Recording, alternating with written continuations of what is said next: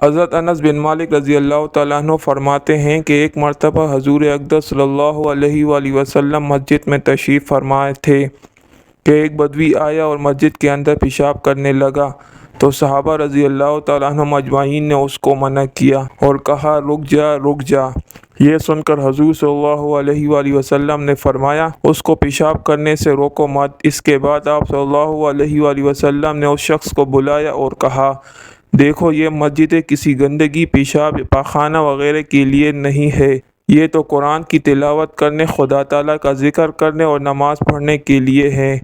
फिर आप सल्लल्लाहु अलैहि वसल्लम ने एक डोल पानी मंगवाया और उसे उस जगह पर बहा दिया ताकि मस्जिद की ज़मीन पाक और साफ़ हो जाए।